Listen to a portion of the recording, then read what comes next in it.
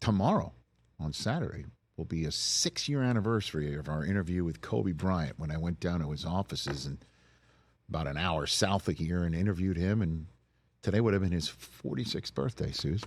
Yep, and tomorrow is Kobe Bryant Day here in Los Angeles. In 2016, Eric Garcetti, the then mayor, had dedicated the day to Kobe, obviously in honor of his number. 8-24. Yep, and the two numbers that he wore as a Laker. And earlier this month, there was a beautiful statue unveiled outside of Crypto.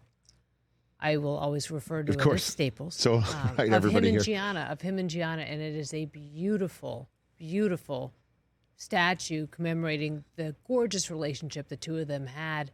I would really encourage anybody who comes to visit Los Angeles, and those of us who live here, maybe who haven't seen it, it's quite spectacular. And in honor of him, I know that the Mamba and Mamacita Foundation is putting forth a new purple sweatshirt to raise money, as Kobe always did, to raise money. And we can only imagine what kind of girl dad he would be today. Well, I think about what a voice he would have with the massive explosion and ascension of women's basketball.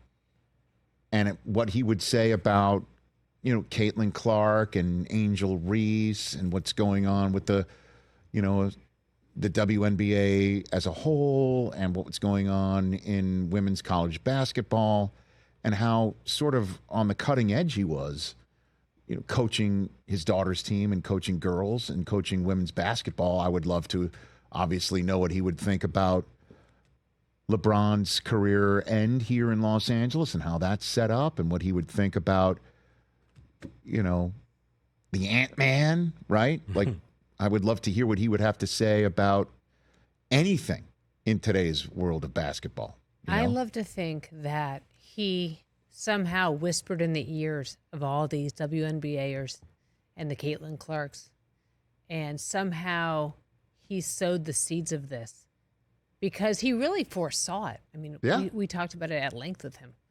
He foresaw it. The last time I saw him at Staples Center, he was with his daughter. I walked across the court to say hi, and we just talked about him changing and him watching his daughter playing and how excited he was and how, they would commute, obviously, to get her where she needed to be. He definitely would have been at that Sparks Fever game that we brought Taylor to. No doubt. Earlier this year. You were at too, Mikey.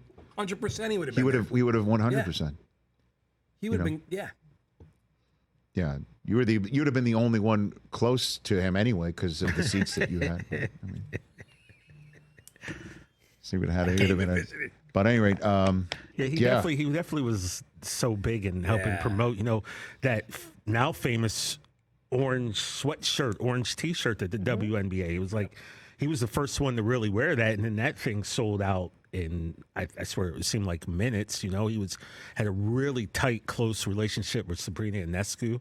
You could see her right after they won the gold medal. She went right over to Vanessa and the girls, because of that bond that they had. So it would be interesting to see his thoughts. But I know one thing, like, he'd probably be about the dogs. So he'd probably love the fact that these women are out there just scrapping and grinding and being red asses, as you like to say. Towards Caitlin Clark? Or and her giving it right back. Right back. I think he would be so into it. Because that's competition, and you could, everything he thrived on competition. He was a hardo a little bit out there. Just yesterday I was watching the video of him and Jeremy Lin at practice.